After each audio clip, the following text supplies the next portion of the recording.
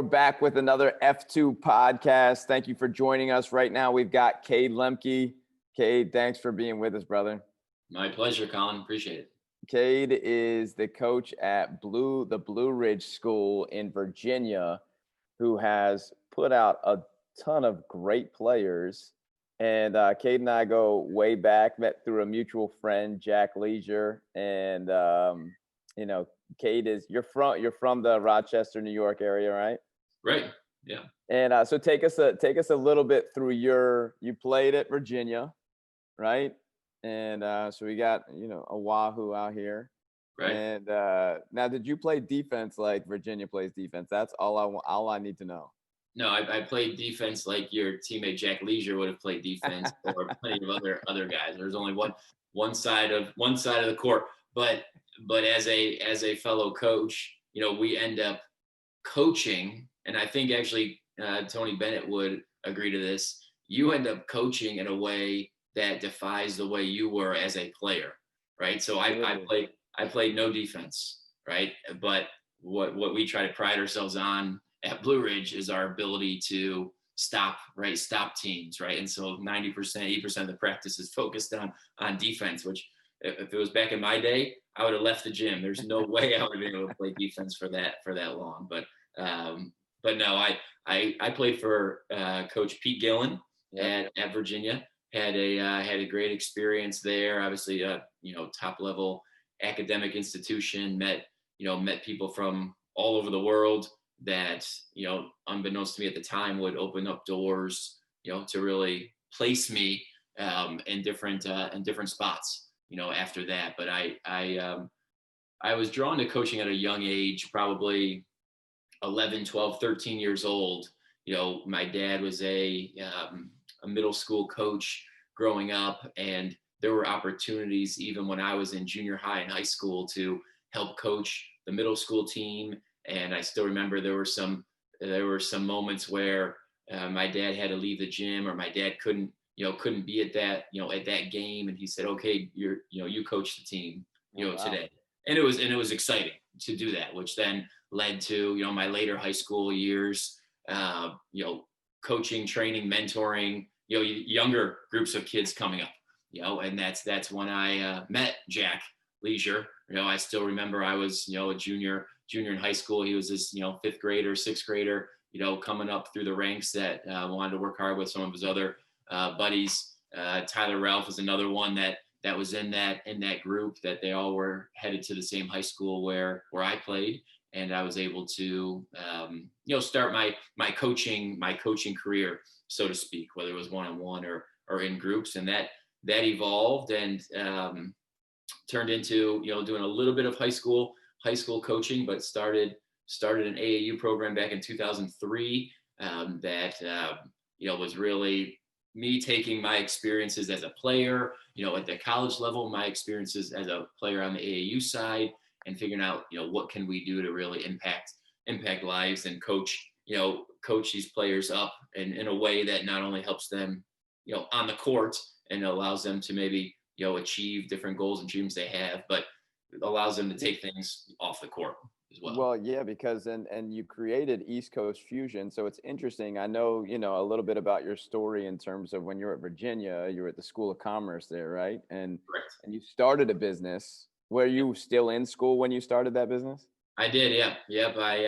There were a couple of businesses that I started right at the end of my college playing career. One was a food delivery service that we partnered with several restaurants in Charlottesville and provided this delivery service, and ran that only for a little over a year. Got it great learning. I was in the School of Commerce. I was able to really take what I was learning in the classroom and apply that immediately, right, to what was going on. And that was fun.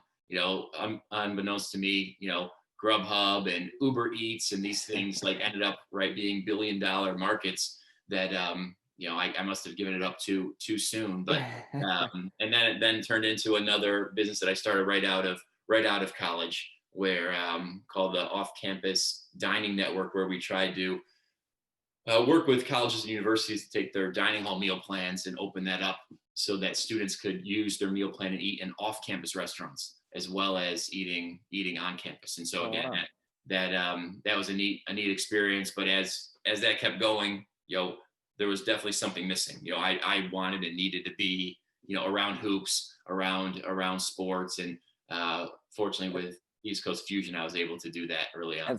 And so that's what's kind of cool is that you took your entrepreneurial spirit and you fused it with basketball, and so you started your AAU program that was really successful. I mean, I remember some of the players that you guys turned out, and the way that you built your program, like it was very, very well respected while you were doing that. And so what I know that you took the leap from there to go into college coaching, right? Right, and so that I had the itch. I wanted to be a Division I, college coach, and had been working with a lot of great players, meeting a lot of coaches from all over the country through our AAU program. And then back in around 2013, I was given the opportunity to join Coach Jason G's staff at Longwood University in the Big South. I know you know the Big South well. Yeah, buddy. And was able to take that leap, and stepped into that world. And it was a neat experience, working with players that were now older, working with a coaching staff that this is your livelihood, right? There's not a plan A that you're doing and then coaching AAU on the side, or there's not a plan A that you're doing as a teacher and then coaching high school basketball on the side. Like, this is what you do, right? And Right. there are pressures associated with that, and your livelihood is in the hands of 18 to 22 or 23-year-olds, which is an interesting way to live. But Yeah. but And it we opened the doors for even more things in the future. Yeah, and so we gear this podcast towards younger coaches that are looking to have some wisdom from coaches that have been in the business for a while, that are thinking, "Hey, I want to be a Division I college coach, or I want to be a a high school coach, or I want to be, start my own AAU program." What is it? So you've been at Blue Ridge for how long now? This is year number 7 here now. You're 7. So what was it in you that said, you know what? Blue Ridge sounds better than continuing on this Division One chase, this Division One grind. What is it like? What is it about your circumstance? What is it about your values? What is it about you that made you go like, this is what I want. This is the option. Because you experienced a bunch of different things even up until that point. What was it? Yeah. No, I Besides, mean, I firmly believe that God has ordered my steps in every place that I've gone, right? And in the seasons that He's put me in, it's groomed me for the next season.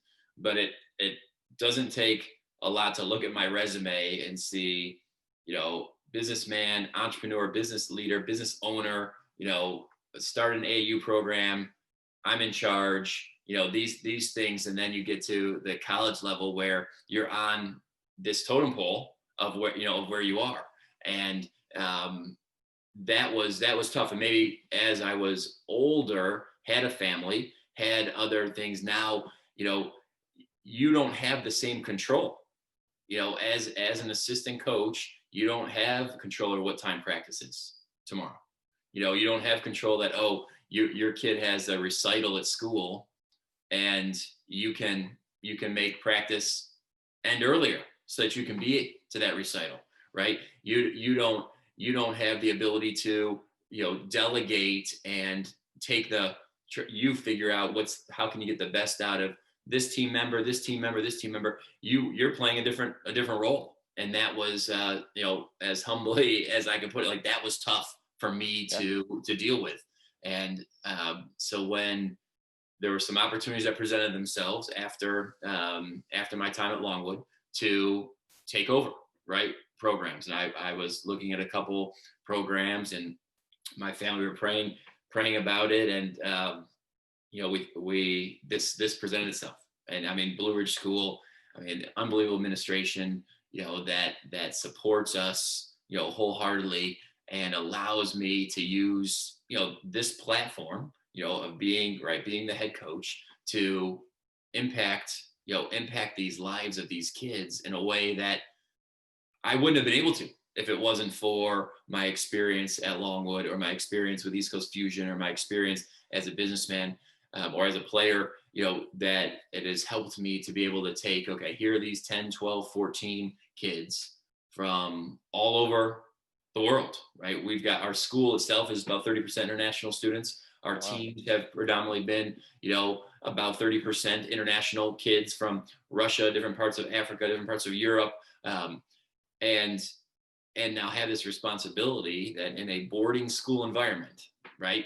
That I am with the kids 24/7, right? They're watching how I walk down the sidewalk with my wife to go to the dining hall.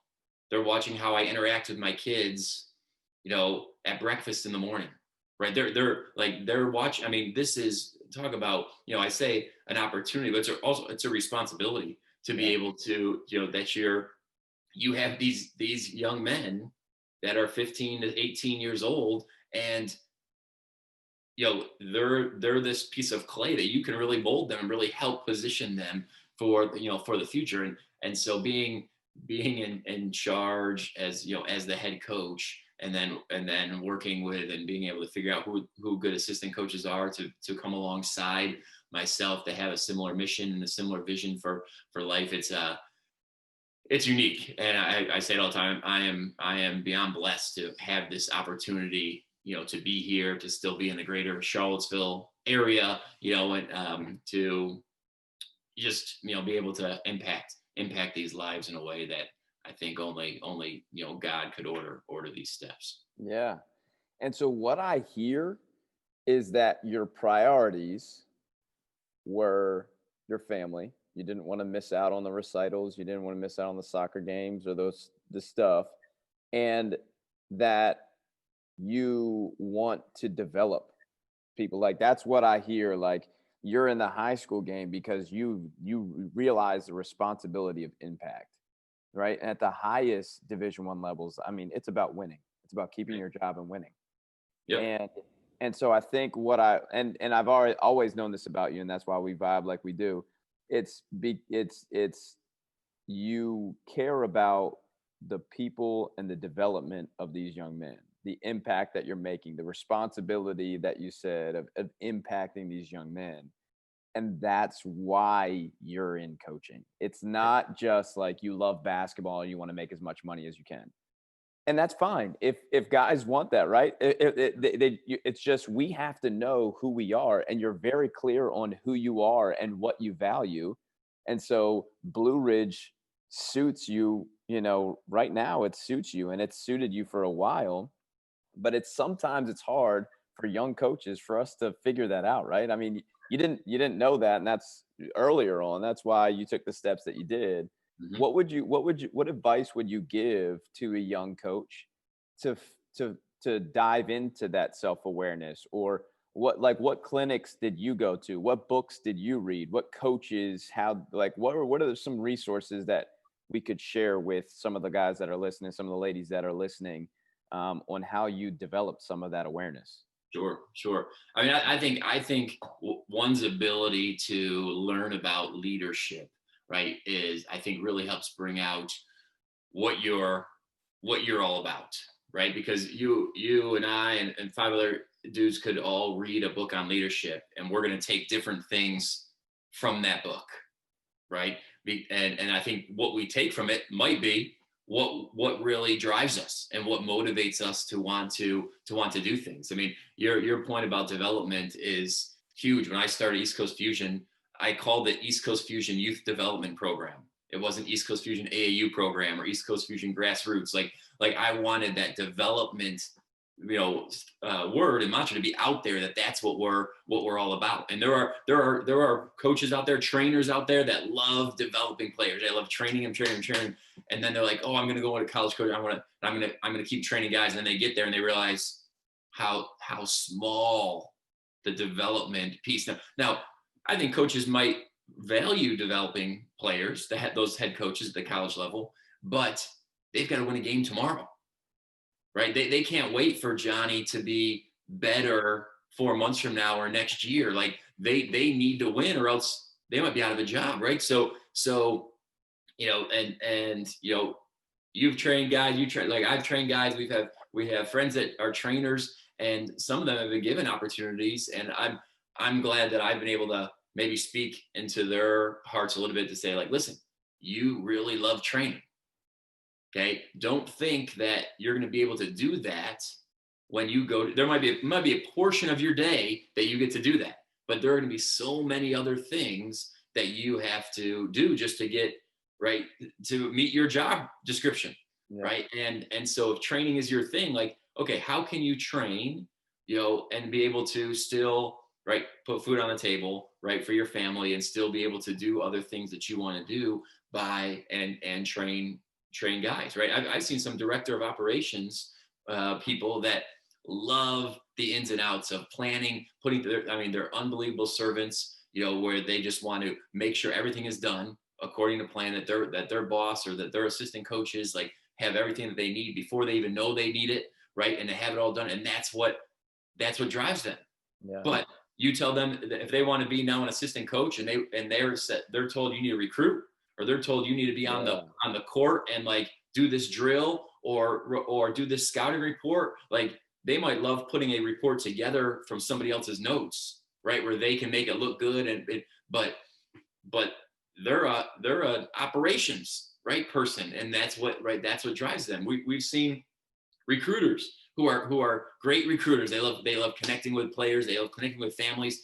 They feel like they can get them to eat out of their hand because they do such a good job of showing what the strengths are and only whispering about the weaknesses, and they do all this stuff, and then they get to college and they're like, oh shoot, I've got to figure out how to keep these players accountable in the classroom. Oh shoot, I've got to figure out how to submit all of my travel expenses in this appropriate way, or else I'm not getting reimbursed for this recruiting trip I just went on. Like, and they're like, oh man, like, so there are so many different things that college coaches have to go through. And at the highest level, they can try to delegate, and this coach is the recruiter, and this coach is more of the operations guy, and this coach is on the court doing more of the X's and O's. But you're going to be expected, right, to do all those things unless you are so elite at one of them. Right. If you are the most elite recruiter, your boss will give you a pass on some of the other things because you are so unbelievable as a recruiter, right? Or so unbelievable at the X's and O's that even if you can't talk to a family and explain to them anything about your school, like you're going to get a pass because you're so great at the X's and O's. Right. But how does someone develop all that unless they get in and really start to work? But some of the great books, obviously the book of all books, the Bible goes through story after story after story, right? Old Testament, New Testament of how to impact lives, right? How to fight through adversity, how to rely right on God and his plan to to get you through those ups and downs. That's real, and that's big.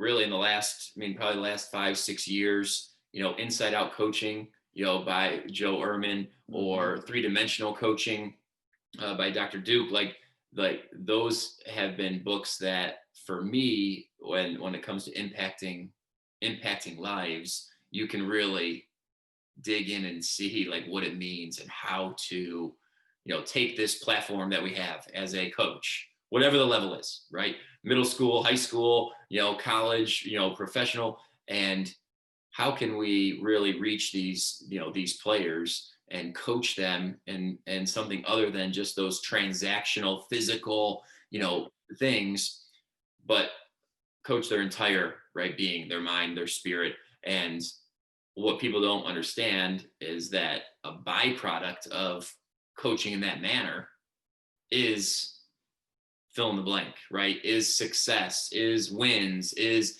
impacting lives, is changing future generations, whatever that is, and because we have this opportunity to really impact these lives. And I think if we look at that as coaches, regardless of what our gifts are, if we look at it and how we can impact this life or these lives today,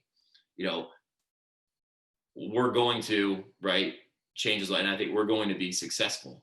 And then whatever path, we're on, we're in wherever we're in for a season, right? If you're an assistant coach here, you're a head coach there, but make the most of that. Sure.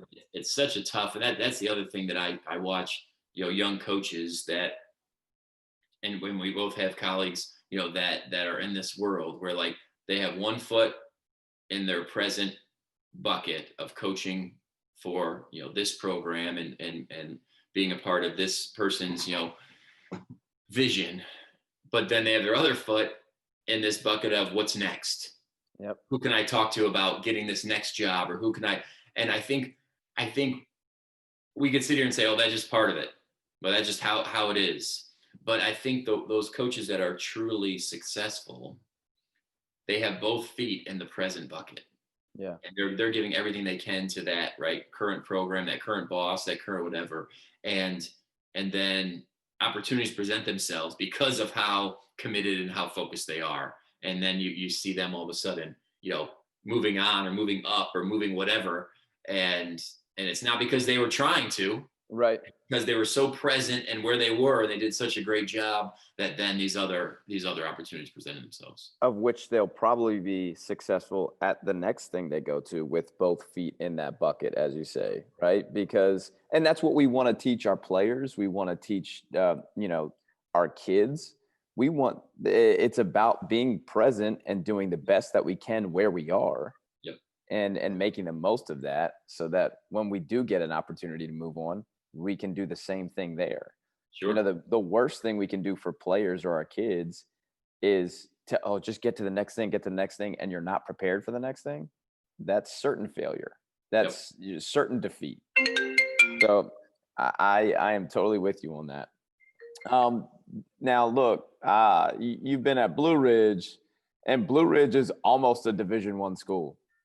Let's be honest, like you guys have some fantastic players. I know you've won at least one state championship. Am I right? We've had 4. Okay. So there's a difference between 1 and 4. So you've won 4 out of the 7 years that you've been there in a highly competitive area. Talk to me about the basketball success that you guys have had, and what is it, maybe not so much X's and O's, but maybe some of the intangibles what is it that you guys focus on? Tell me about your culture. Tell me about the stuff that you guys do that makes Blue Ridge unique to be able to have, the success that you guys are having. Sure.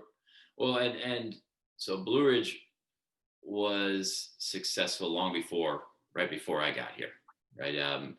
Coach Bill Ramsey, who really started the program back in the late 90s and was the first coach to, really use the boarding component to have players from different places, right? And he won back-to-back state championships in 2000 and 2001, and he had players that went on to play in the ACC and different places. And when I arrived, there was, like any program, there had been ups and downs, but there was a tradition there, and so it was now my opportunity to take my own personality, right, and build on and add to that tradition, and do it in a way that I felt was important and was most impactful. And so when we arrived, you are a highly desired guy right now, bro. Yeah, I know. I got to figure out what's going on here. When my assistant coach and I arrived, Coach Conway, Talati Conway, who has been with me, since East Coast Fusion days, okay. Unbelievable, servant, and just loves the game and loves kids.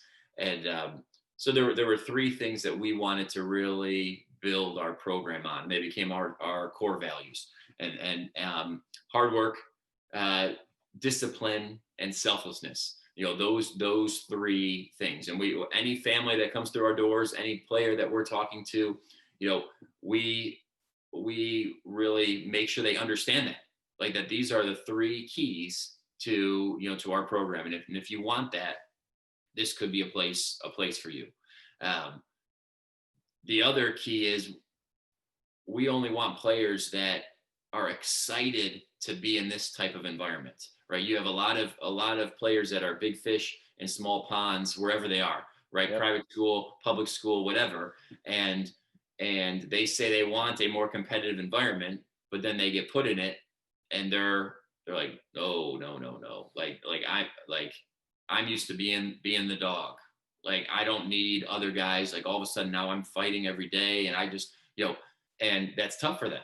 And so one of the big things that we like to do is get prospective players to come play with our current players so that they can get a taste of what it's like, right? So we know. So if someone comes in and they are excited about our three core values and they want that environment of being pushed every day, now I think we have the right person. This is regardless of how good you are as a player, how good you are as a student. Are you a big? Are you a guard? Are you whatever? Like, if you're bought into those things, now we can rock, and let's go from there. And so now you've got a culture of kids who all they want to do is get better. All they want to do is be pushed by playing with other good players, playing against great competition, and with that mindset, every day they're getting right just a little bit better and a little bit better and a little bit better. Now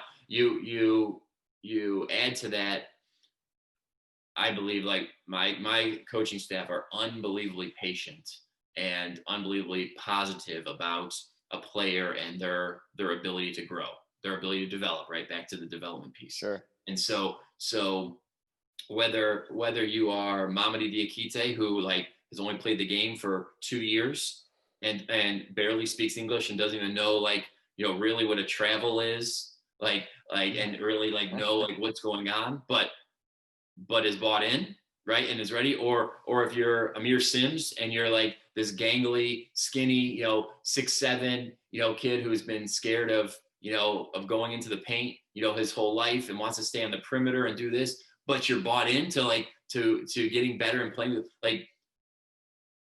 you start to, you have older players that as a younger player, you look at that and you're like, okay, I've got to do this. You've got coaches that are unbelievably patient and are going to push you and are going to, set a high standard, but are going to know you're not going to get there tomorrow.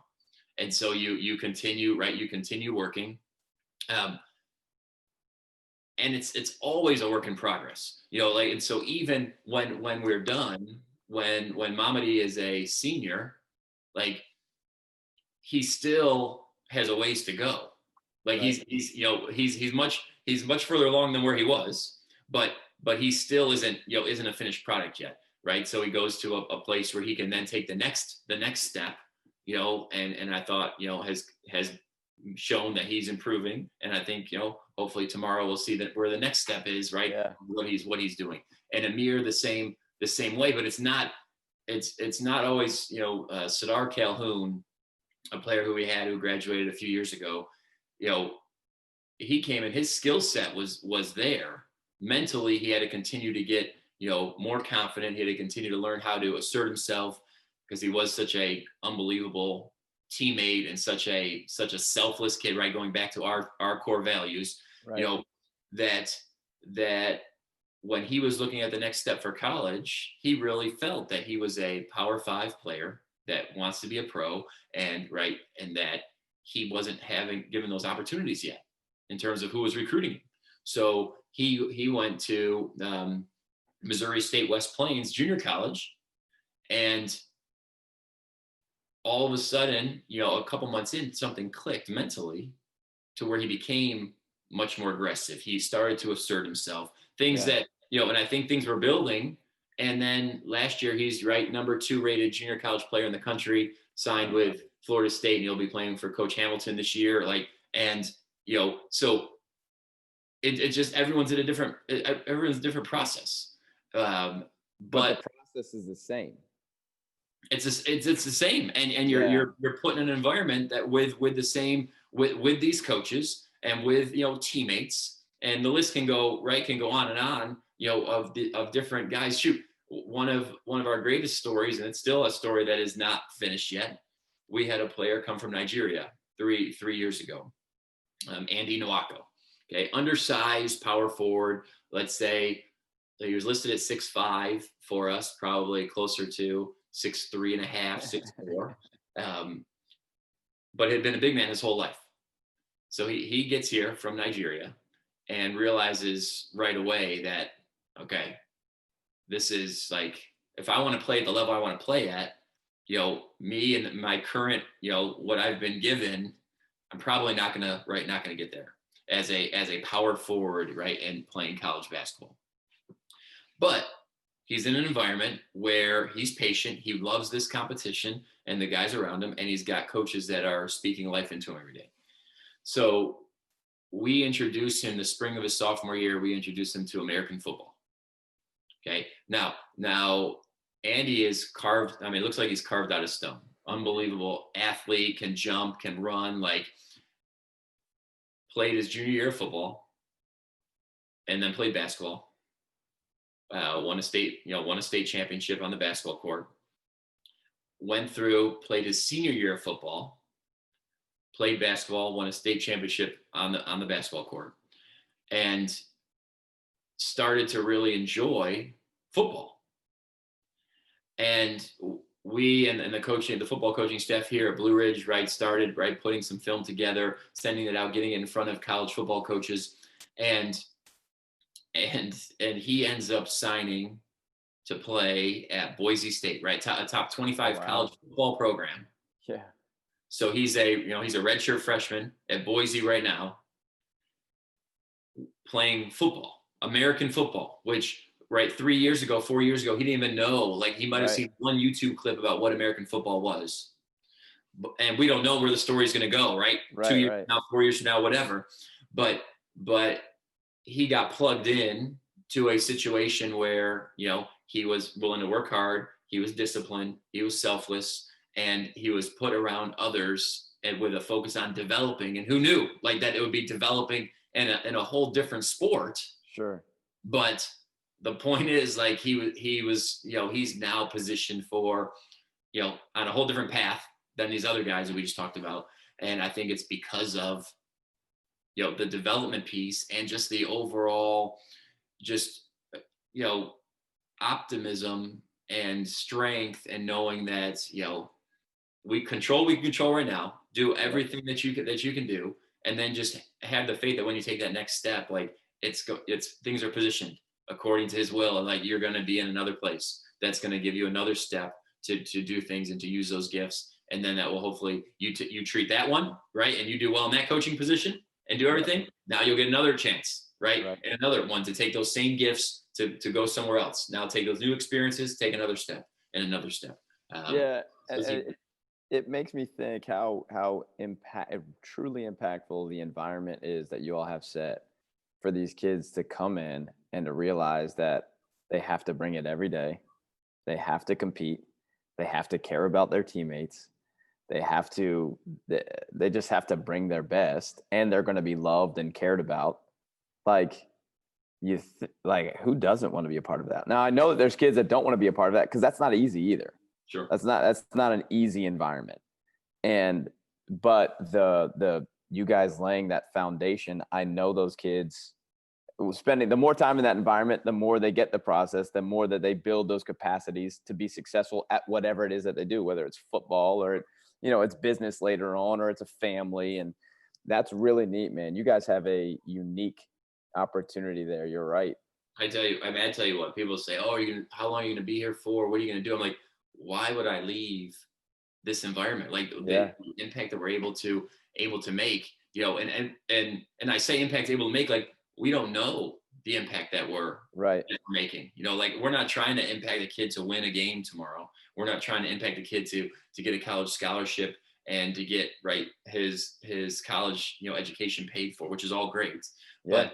But we'll know if what we're the seeds that we're planting right now, we'll know if we were truly impactful 10 years later when he's now a husband and how is he treating his wife? Yeah. Or now is a father and has two daughters and two sons, and what is he doing as a father? What is he doing in the business world as either an employee working for a team or as an employer, leading a team? How is he in his community, in his neighborhood? Is he, an active leader? Or, like, that's when we know truly if we're impactful or not.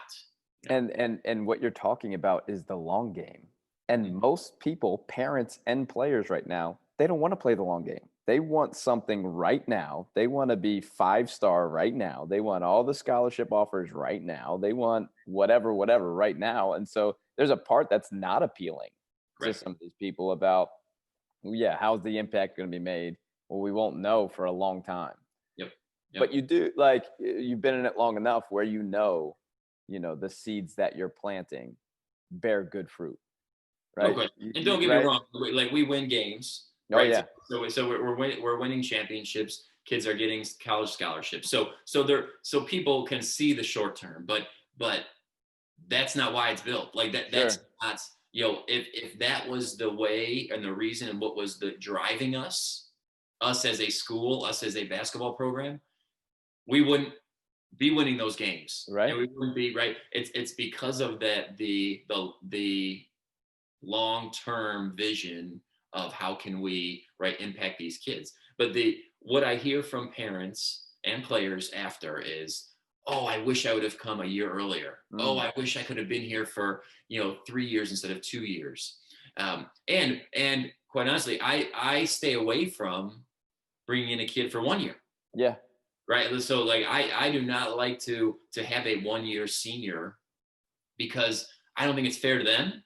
Yep. And it's not fair to our system to think that we're going to be able to really plant seeds and do things in 1 year, with a student athlete.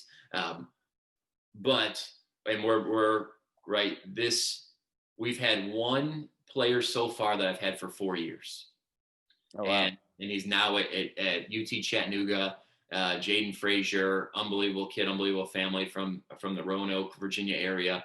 And I mean, just the things that he does and the impact he's already making on his campus is unbelievable.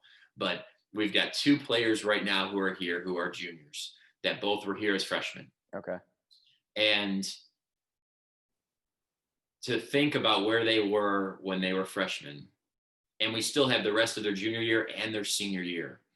And like, that's going to be like the really neat thing to look at Jaden at Chattanooga, to look at Malik Brown, who's here, and Houston Emery, who's here, as when they are here for 4 years, and to see like how players can be transformed on and off the court over 4 years. Because it took an unbelievable amount of patience, right? Sure.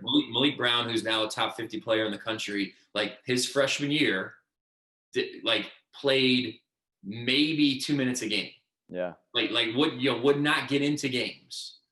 And now but his family, talk about like how some families want the short term right now, but others are into the long haul. Yeah.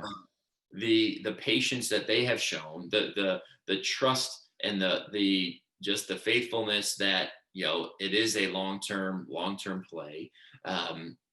It's tremendous. And again, it just makes us that much more excited to go to work every day, knowing like that, again, this is, it's an opportunity, but it's also this responsibility that these players are put into our hands by their families, right? They're not going after school. They're not going home to their family. They're not, eating at their dinner table, sleeping in their bed, like, their family, they're entrusting, these guys into our program, our family.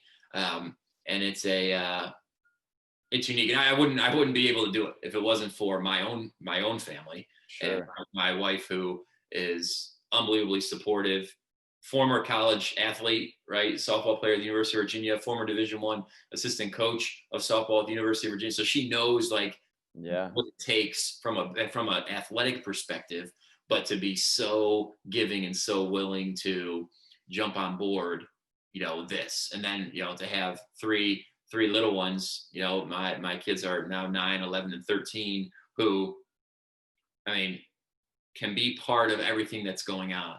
Right. Right. Like we got our opening game today. We're playing against Fork Union's post grad team this evening. And my 11-year-old daughter like is so excited because she gets to do the scorebook Yeah. for the game. Right. So they're bought, they're bought in. Like Yeah. Yeah. they Yeah. love to be on the bus traveling, with the team. They love to be able to do this. They have 14 big brothers, right, that they get Right. to hang out with and do life with, and then they've got 160 other bigger brothers in terms of the school in general, Sure. that they get to be a part of. But if I didn't have a family as supportive as it would not work. So everybody is bought in, and it's a neat opportunity for people for sure.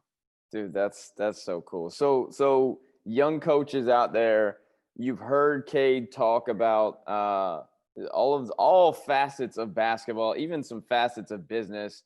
Talked about coaches that are recruiters or X's and O's guys or trainers or developers. Start to think of where you might fit in. Cade is absolutely a developer, not just a basketball developer, but a people developer. It's one of the reasons I appreciate you so much, brother. And I'm proud to call you a friend and a colleague and to continue to learn from you. If people want to connect with you, Cade, how can they connect with you? Yeah, certainly. No, I mean, I'm available. Email me, text me. I'm on Twitter. At Coach Cade is my Twitter handle. Cade Lemcke at blueridgeschool.com is my email address. I'd love to. I just enjoy. Coaching has been part of my life. I still remember I was 7, 8, 9 years old, being able to go to coaching clinics with my dad. Listening to Coach Carrill, Coach Boeheim, Coach Valvano, like when I was just a little, like just like watching, listening, soaking it all in. But then being obviously, I was blessed to be able to be given opportunities to coach at such a young age and grow that love for working with kids. But I think if coaches and everyone's in a different stage in their life, and some of them are young enough that they can work for free, or young enough that they don't need to, they can work extra hours or weird hours because they don't have a family at home that's waiting for them to tuck them in or read them their bedtime story or pray with them or whatever it is before bed. Like, take advantage of where you're at, to grow as a coach and to then learn different areas. It is easy for us to just go with what we're comfortable with. And I'm a recruiter, so I'm going to keep doing that. Or I'm an X and O guy, so I'm going to watch all this film. But make sure, because you need to be well-rounded. So what can you do, or what can you ask your head coach, for a small responsibility that can help you start to learn some other parts of coaching, and then just figure out, like your point earlier, figure out really what drives you and use that. But if we're doing it for the kids and they're front and center, I think you're gonna be successful, and it's gonna open up opportunities for you. But I'd love to encourage. I'd love to answer questions. Whatever people need, I'm here to help them. I've definitely made enough mistakes on my path, and will make many more that I can hopefully help others not make those same mistakes. I dig it, Cade. Well, good luck today. Good luck in that first competition. Certainly I'll be following you, and I appreciate you hopping on here with us, brother. And we'll stay in touch, and I know maybe we'll have you on again, and by then you might have 5, 6, 7, 8 state championships. We never know. No, thank you for having me. Give my best to the family, and hopefully everybody just stays safe, and we take it one week at a time, because we don't know, if there's ever been a evidence of, own the moment, be in the moment. You don't know what tomorrow's going to bring. We're living that right now. No doubt, brother. Appreciate you, man. All right. Take care. All right. We'll see you.